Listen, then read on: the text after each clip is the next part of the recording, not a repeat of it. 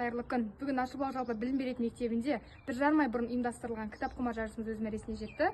Және де осы қатысқан оқушылардан, ұтқан оқушылардан өздерінің әсерлерін сұрайтын боламыз. Ендеше кеттік. Алдымызда осы кітап құмар жарысы ұйымдастырушы ағай тұр.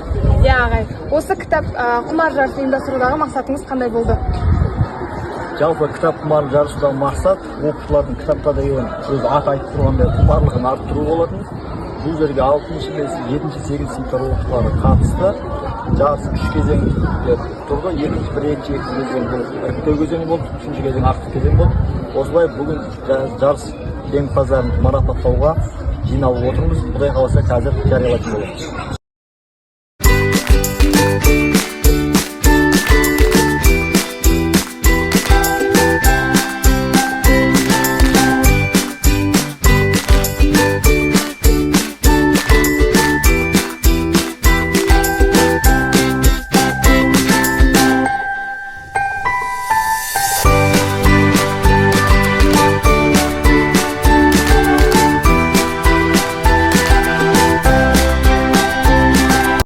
Осы кітап құмар жарыстан 3-ші орын алған Батирова Назымнан өзінің қазіргі көңіл күйін сұрайтын боламыз. Менің көңіл күйім өте жақсы. Осы 84 оқушының арасынан 3-ші орын алғаныма өте қуаныштымын.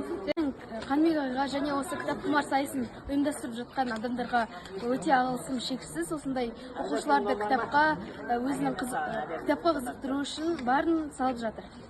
Бектұрсынның анасы, балаңыздың осы жасырып жатқандай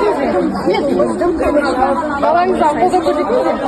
Күніге қолдау көрсетіп, сенім білдіріп, баламның жеңетінін білдіріп. Өзі істесіз елетін және ұйымдастырып отырған ұжымға, мұғалімдерге көп рахметін айтамын.